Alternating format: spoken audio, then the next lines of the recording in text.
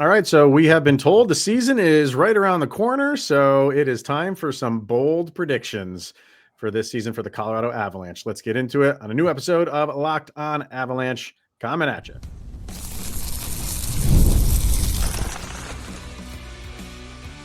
You're Locked On Avalanche, your daily podcast on the Colorado Avalanche. Part of the Locked On Podcast Network. Your team every day. All right, everybody, welcome to the Locked On Avalanche podcast, part of the Locked On Podcast Network, your team every day. I'm your host, Chris Maselli. With me, as always, Zach Pearson. Thank you for tuning in, making this your first listen of the day. That's always appreciated. And if you want to get in on the conversation, join our Subtext. Link is in the show notes below. You chat with Zach and I one-on-one, get your opinion, everything Avalanche related. Share it on this very podcast.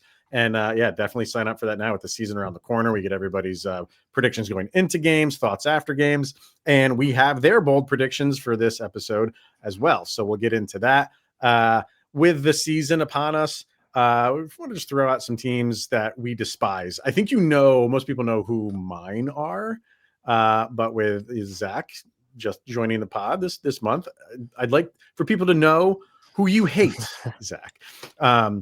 So good. Looking forward to it. Let's get it flowing. Like when the schedule comes out, like there's always games that you circle, and the teams that you despise, like those teams, like you get up for those games a little bit more because they just have a little bit more meaning personally for you when you're playing these teams. So yeah, we'll get into that, but let's jump into some bold predictions. These are not predictions for like Stanley Cup and stuff like that. We'll do that like in a few days, but for who we think is going to win the cup and divisions and all that stuff. We'll do that pretty soon with the season right around the corner. Around the corner. That's what we've been told that. So we'll do that later. But for this is just kind of like team wise, individual wise, just some bold things that we think could happen for this season. So do you want to start with one? Do you want me to go with one? I'll leave it up to you. So I've got one that I think is a bold prediction. And so I'm really confident in the first half of this and mostly confident in the second half of this. But I believe this is the year that Cale Makar is a finalist for the Hart Trophy. And I think he even has a solid chance at taking the thing home. My bold prediction is that you will see him as one of the three names and potentially even the guy taking the trophy come trophy season at the end of the year. I'll get to Subtext a little bit later. We got a few about Cale Makar. I think that's in there, but there's a few about points and things like that. Yeah. It's going to happen at some point in the guy's career. You know what I mean? It has to. And he got some Hart votes last year. Yep. I think he was in the top 10. I think it was 5th or something like that. He was pretty high. So he was pretty high up. And so I think as a defenseman to finish in the top of the Hart Trophy, because honestly, I mean, MVP is offensive scoring, and that's what everything is in every sports league across the board right now. There's a reason that in the NFL, it's always a quarterback. It always happens that way. But Cale's really, especially after the Hellebuck getting the nod as a goaltender in it last year. Yeah. And I know Cale just keeps getting better. So that's my call. I think not only does he finish top 3, but he's going to have a solid chance at taking that hardware home this year. It's a good point to bring up Hellebuck winning it because it kind of like opens the door for defensemen. Like, okay, like voters are open to giving it to someone other than a forward. Yeah. And they've won it before, but it's just very infrequently when goalies or defensemen win it. Yep. But he's definitely capable of doing it. So, but it depends on the points. He doesn't have to lead the league in points, which is very difficult for defensemen to do, but we'll get to that when we get to Subtext predictions. I have one, which is point specific. Okay. And I am going to say that Martin Necas scores more points than Mikko Rantanen this year. All right. We're going to have to get off of similar wavelengths because I had the exact same thing written down. So now I got to come up with a new bold prediction for my second one. Let me ponder that while you let's talk explain about this. yours. Yeah. Yes. So it's not like I think he's going to like blow away Mikko Rantanen, and he's going to score like 110 points, and Mikko's going to like struggle to score 90, right? Yeah. I think like if he'll beat him, it will be by a few points. But I feel like the fit that Necas has in the Avs is a perfect fit for him. So he should excel in this system, and it suits his game. And we saw how Mikko Rantanen benefited from being on this team, on top of being an all-world hockey player, right? Yeah. Going to Dallas, I feel like Mikko's going to be a great player there. But I feel like there's I shouldn't say all, there's a lot more weight on him to carry that team than there was on the Avalanche. There were times when Mikko Rantanen needed to. We've known, like with the injuries and stuff like that, when McKinnon went down for a while, like he needed to carry the load of this team, and he did it. He did it. He is going to be asked to do that for 8 years now. Maybe not the full years, but who knows? For the first however many years, he's going to be asked to do that. And it's, I hate saying it's a question on whether he can, because I know he can, but we've seen Mikko Rantanen have peaks and valleys all throughout his career with the Avalanche. Despite it all, he still puts up really good numbers. So I'm expecting him to do that. But, he was a beneficiary of, Nathan McKinnon finding him over and over and over again on the power play. Can that be replicated in Dallas? I think to an extent, sure. Of course it will be. To the extent that it did in Colorado, that remains to be seen. Can Martin Necas slide in and produce how Mikko Rantanen was? I'm pretty confident that he can. Yeah. So I think he can. I think he'll have a career year for points, and I think in the end of the season it will be a few more than Mikko Rantanen. That's exactly what I had written down, and I had him at 115 points on the season. For Necas? Yep. A lot.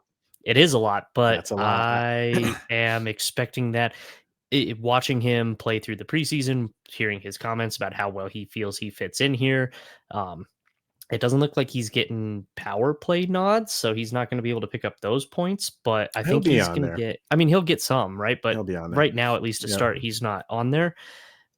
I still 100% feel like he is going to, and that's exactly what I had written down, was Necas outscores Mikko right about that 115 point range. I think it's going to be a heck of a career year for him.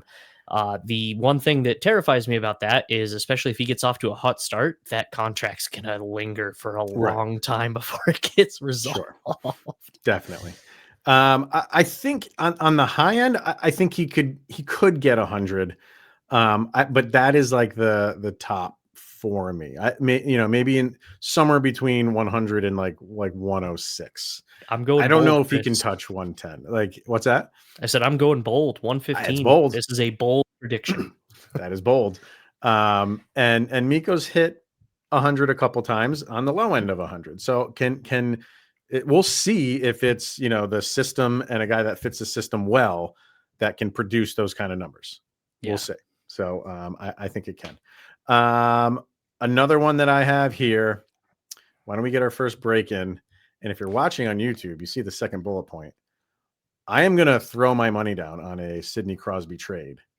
And not so much is going to happen, but for who the Avalanche send over to Pittsburgh if it happens. Oh, okay. So let's get a break in, and we'll talk about that on the other end. Let's hear from FanDuel. The NFL season is here, and FanDuel has an offer that you don't want to miss. And right now, new customers can bet just $5 and get $300 in bonus bets if that bet wins. That's right. You pick a bet, put down $5. If it hits, you unlock $300 in bonus bets to use across the app. We're recording this before the Broncos game started. So if you had put down that $5 on the Broncos, congratulations. Should we preempt it and say you got $300 in your account or no? I can't. Hopefully you have 300 in your account. I hope you do. I hope tomorrow you are listening to this today as you're listening to it, and you have $300 in bonus bets in your account right now. That would be nice. So what are you waiting for? Visit FanDuel.com to download the FanDuel app today and get started. Visit FanDuel right now. All right. So another thing we're doing right now is recording before this peak access goes live. Yes. And the Avalanche is about an hour away from when we're recording when that is going to be shown. Love the peak access videos that the Avalanche put up. Top of the line. They put up a post just now saying, be sure to tune in to the live premiere of peak access at 6:30 Mountain Time for an exclusive surprise in the chat. We will see what that means. Again, by the time you're listening to this, it was already released. We don't know what it is. Is that a jersey reveal thing? Maybe not a reveal, but an announcement for a reveal. We will see. So we'll be talking about that tomorrow. Whatever that is, we'll be talking about it tomorrow. I can tell you they did not ask us to model them, even though we said we should. Right. They didn't take us up on that. How dare they? No, they did not. All right. Sidney Crosby, people who listen to this podcast know how, we end every episode, and it's fun. And, there's some fun to that, but also I do think it's going to happen. And I've always said that, I do think Sidney Crosby is going to get traded at some point.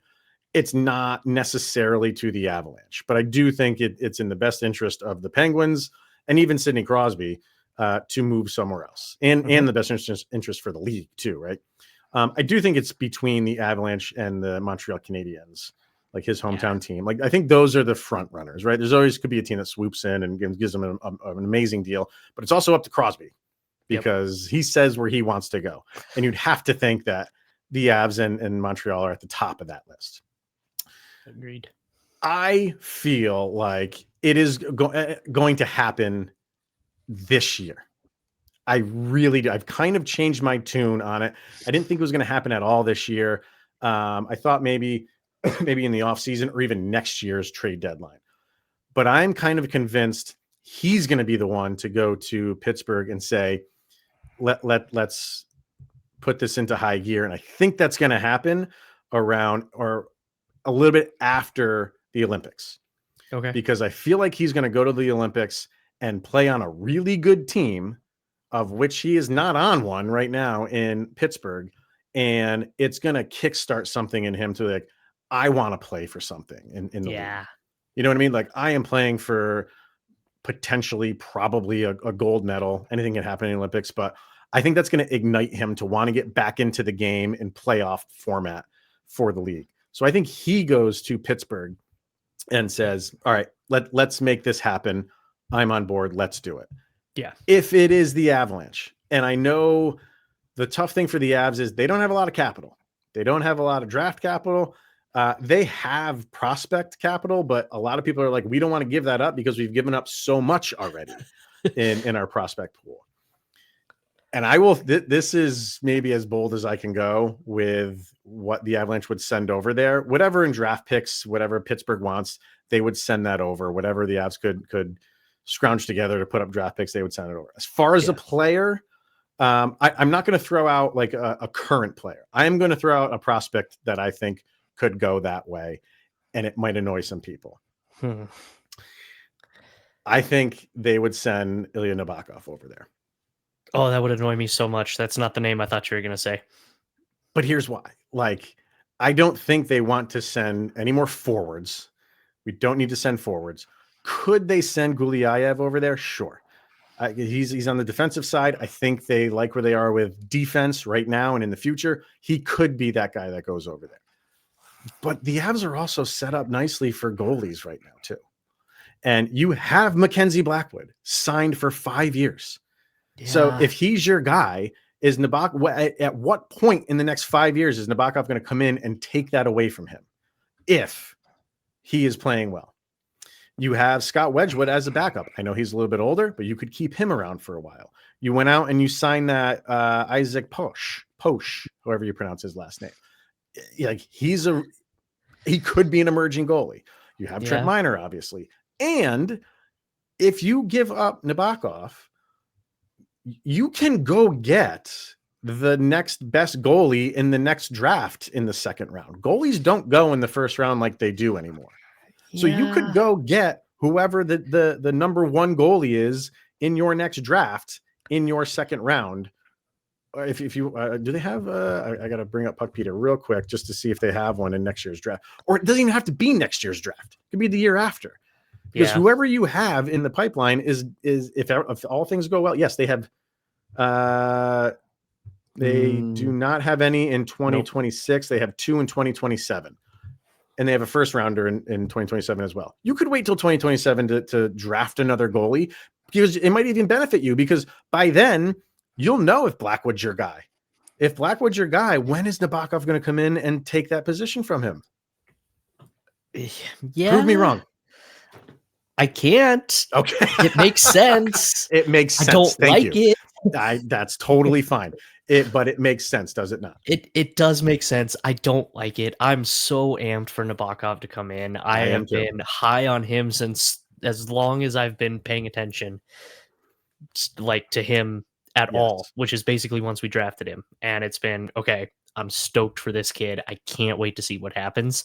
That absolutely makes sense. And this feels like a thinks I hate it type of moment. Like, that you're getting Sidney Crosby. I know, in return for a guy who you have high hopes for, and I'm excited for him too.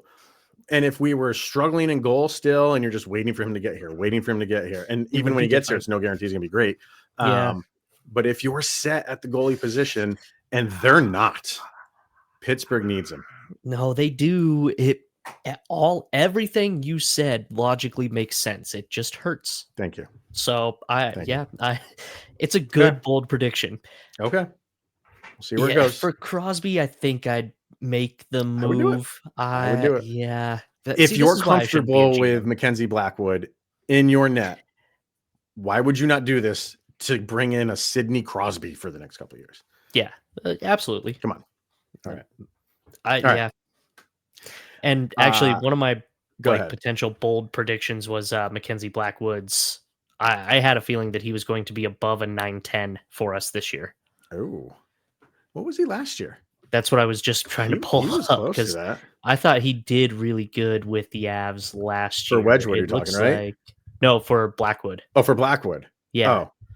Or sorry, 915, not 910. I had Wedgie above 910. I had Blackwood above 915, but I had both goaltenders above 910 for the Avs this year. Was one of my, like, I settled on the Necas one thinking, hey, this sounds like a lot more fun to do. And then you pulled that rug out from under me. But I think especially if Blackwood comes in and puts up a 915 or greater, which again, I really think he's going to, that's my kind of side bold prediction, then you're absolutely right. You signed a guy to a 5-year contract who put up a 913 with you last year. And a 911 with the Sharks before he moved over to play with you. All right. You really could do that. And then you got Sidney Crosby, and then you're just the most absurd deep forward team. Right. And you still have Cale Makar on the back end. Like, yeah. All right. Yeah. It puts you in a good position to win. Yep. Well, and there you go. Like, if they come up with those numbers, it makes all the more sense to do the trade that I just suggested. Really does. So, really does. It's all lining up. There goes our first round pick in 2027, but they'll probably want that. Yeah, right. That's you do have 2 seconds. Sure. You do have 2 seconds. So I thought we only had one. I thought one of them got traded. According to Puckpedia, it's still up there with 2. Is it? Okay. Yep. Cool. So we'll see. Well, that makes me feel a little better, but oof. Yep. All right, I got 3 kind of fun ones here. I think, let's see, which one I'm going to start with. I always like, there's always a depth guy that just has, like, he just goes off and has this great game. Yep. And I think, I was trying to think, like, okay, there's going to be a depth guy that scores a hat trick. Oh, yeah. And who could it be this year? And I'll just throw out Parker Kelly. I think Parker Kelly can, he's not like a great goal scorer. That's not really why he's out there. But every once in a while, like, those guys just get into a groove during a game and they match up well against another, bottom 6 line, and they're just humming. And so I'm going to throw him out as having a hat trick for this season. Okay. Why not? Cool. I like it. All I right. like that a lot. All right. I have another one that does not happen often, and I don't know if it's even happened ever for the Avalanche. But let's throw this out. And I was originally just going to put Mackenzie Blackwood in this position because you always go with the starter. But I won't. I'm going to go Scott Wedgwood scores a goalie goal. I swear to God, that's two. That's two you've stolen from me today. That was one of my two fun ones that I had. I had two serious? That I thought, yes, I'm buddy. And it was Wedgwood too? Or did you go Blackwood? No, I just had goaltender. I just had goalie goal for the Avs. That's hilarious. Yeah, we are on here, man. We are on a similar wavelength here. Yep. Has it ever happened for the Avs? I don't think it has. Think so. I think I would have remembered if it ever happened, but I don't think it has. I love goalie goals though, and they're great. So because I would have remembered celebrating that because it's just an event. It's an event. I don't ever remember celebrating it. And I think like Mackenzie Blackwood is the starter, and I'd love to see him get one for sure. But really, as the locker room guy and who would have more fun with it, I want Wedgie to get it more than Blackwood. I just think that would be way more fun afterwards. That'd be such a cool. Yep. Do you have any others? I have one more to go. Two of yours. That's amazing. So the other fun one I have was just off of that semi-ridiculous Nathan McKinnon stick stat that came out. I have him over breaking his sticks this year and topping the 500 mark. We're gonna go 500 sticks. He's gonna go through.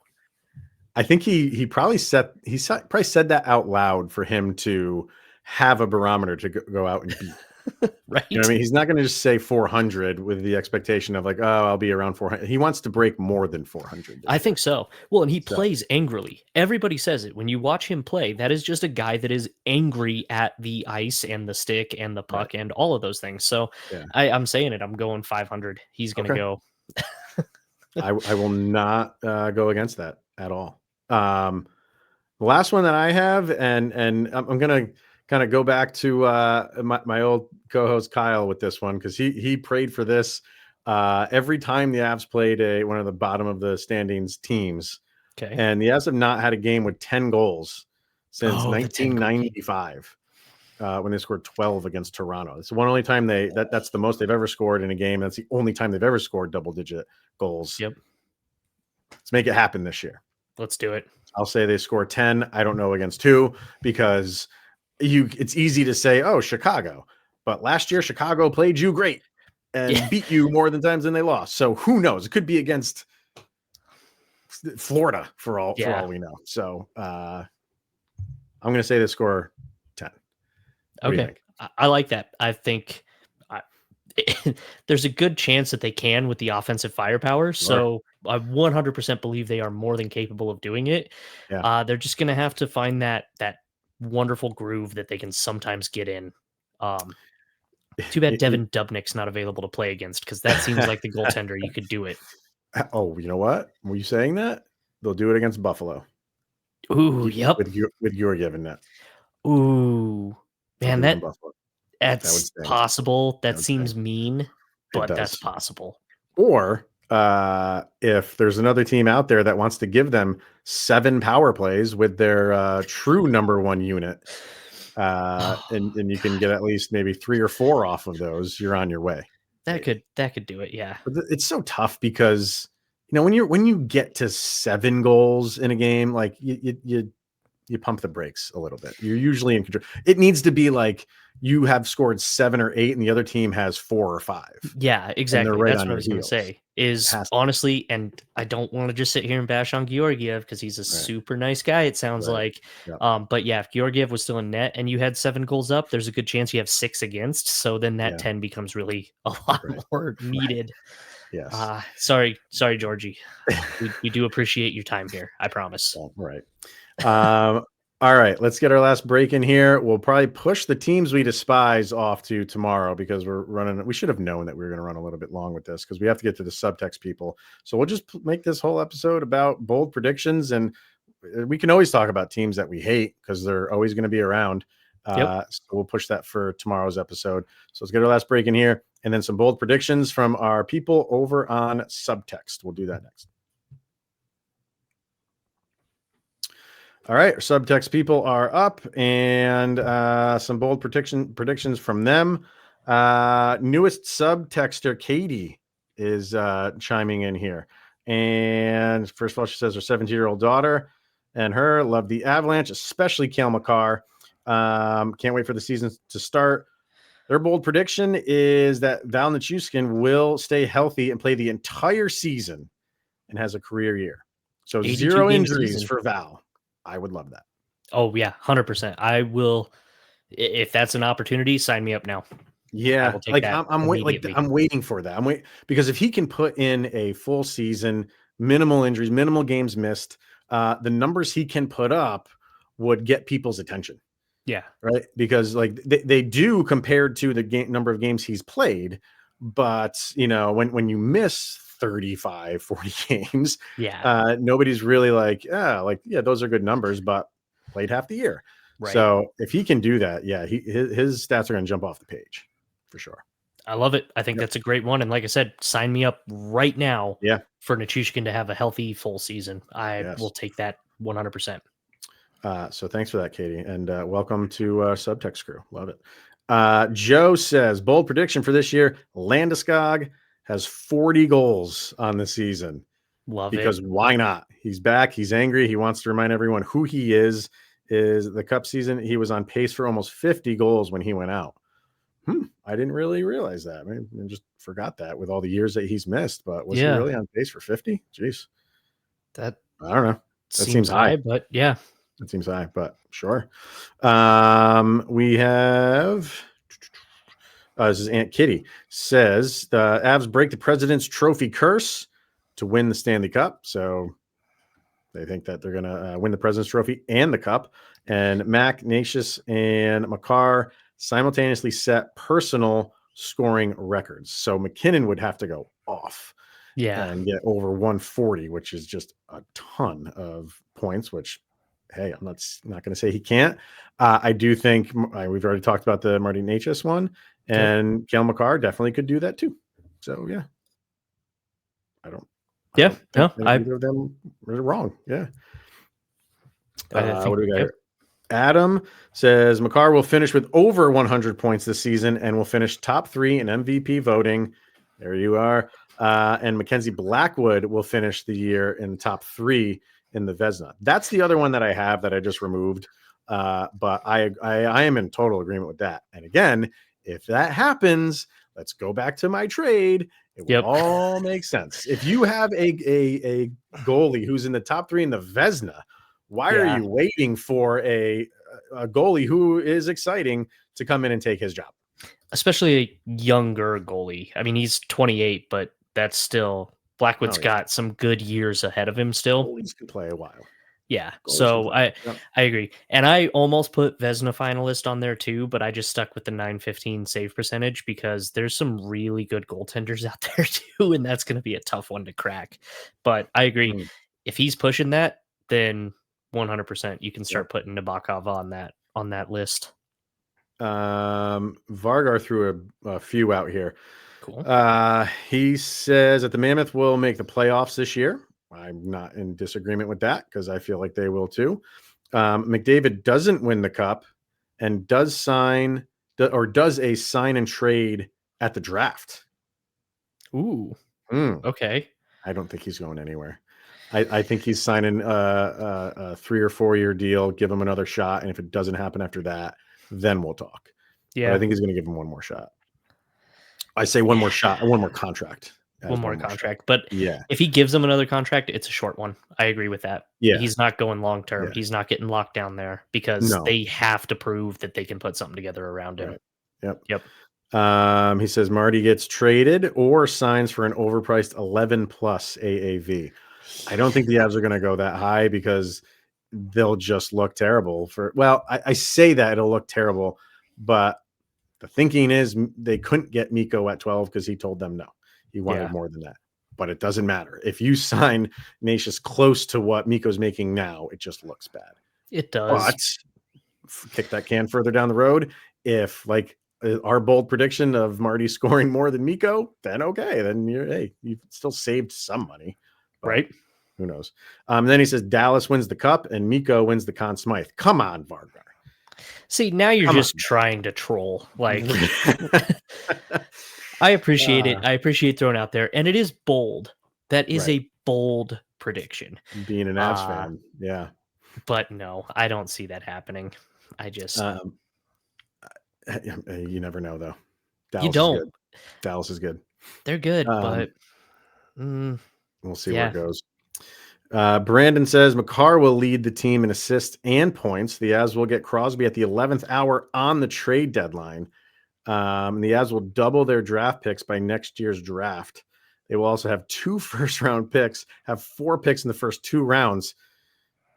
Brandon, I hope, but I don't know how they're going to make that possible. I'm wondering how. Like, that feels like deal made with the devil kind of situation. No way. Because if you're trading for Crosby, you're not gaining first-round picks. Right. And when you don't have a first or a second going into next year, I don't know, or a third. Yeah, they don't pick till the 4th. I don't know how you're going to turn that around and get 2 first-round draft picks and have 4 picks in the first 2 rounds next year. That would be epic moves from Chris McFarland. Hey, Brandon, I love the boldness. I do. But I don't know where it's coming from. I don't either, but I don't know how they do that. I don't know. Would love it though. That'd be I don't want to. I don't want to. Prospect pool is refilled. Like, the Avs have the best pipeline and they win the cup. Yeah. Like, I'm getting excited. Like that. Wow. What would 2 draft picks in the first or 4 draft picks in the first 2 rounds feel like? I haven't felt that way in a while. So, but I don't know. I don't know. Let's see. Shoresy's got one here that says Cale hits 40 goals and 80 assists in the regular season. McKinnon does not lead the team in goals, but ties Nichushkin for regular season goals. Avs win the cup in a hard-fought series against the Bruins. Fun. Shoresy. Bruins are going to be a bottom team this year, my man. With a series-winning goal in Game 7 by our very own Swedish Viking captain. That would be poetic. If Gabe Landeskog scores a game-winning Game 7 goal to win the cup, come on. On the first year he comes back, there would literally be but that would be Hollywood story written type of status there. But 120 for Cale is a heck of a bold prediction. And I thought I was being over the top, even just calling a 115 on a forward. Yeah. 120 on a defenseman is a bold. I love it. Give him hefty. And then it wins the Hart Trophy, just like Hart. I said. Yep. That would be a unanimous win, Hart. Not even a question. Yeah. That's why I love this time of year, because we can throw out stuff like this and be like, hey, sure, let's roll with it. It could happen. Yeah. And then Hoffakorn throws one out, not as related, but I thought it was interesting. He says that the Sharks make the playoffs and the Kings do not. Ooh. That's spicy. I like it a lot. I don't think the Sharks are there yet. They're on their way. But they're going to be a bottom team, or that's right there with the Bruins. I want to know where Shoresy, please respond and why you think it's the Bruins. You just like them? Is that like your East Coast team or something? Like, then I understand that. But the Bruins are not going to be very good this year. The Sharks won't be good, but they seem to be improving. So they're a few more years away. They're doing it the right way, where they're doing it how the Blackhawks should be doing it. And they looked at how Chicago's doing it and said, we can do that better. Right. Well, they can look at it and say, like, don't do it that way. Right, exactly. Learn from them. So I think it's maybe a little bit of a stretch for them to make the playoffs this year, but they will be an entertaining team once again. But a couple of years we'll talk. And the Kings, I think the Kings are a good team. Kings should be a playoff team this year. Should be. They should be, but we'll see. All right. Sweet. That's all of them. Anything else you got in your mind as we were kind of talking through these that you want to throw, or I mean, that there's a lot there. So we got to go through and dissect all this. And no, those are fun. I'm going to listen back through this last segment tomorrow for tomorrow's recording and possibly touch base on a couple of those ones again, because there's some fun suggestions in there. Some fun predictions. In like a spreadsheet or something and just kind of like revisit them, like, we as should. the season's going on, and see how way off we were or kind of on track we were. So that'd be fun. All right, everyone. So yes, tune in tomorrow when we talk about whatever the big surprise was in the comment section of the Peak Access video. We will talk about the teams that we despise. We'll do that. And then anything else that happened in Avalanche world, we'll talk about that on tomorrow's episode. But for this one, thank you for tuning in, making it your first listen of the day. Always appreciated. He is Mr. Zach Pearson. I am Chris Maselli. This is the Locked On Avalanche podcast. We'll see you tomorrow. Well, you will have made it through another 24 hours where Sidney Crosby is that much closer to joining the Colorado Avalanche as we have predicted.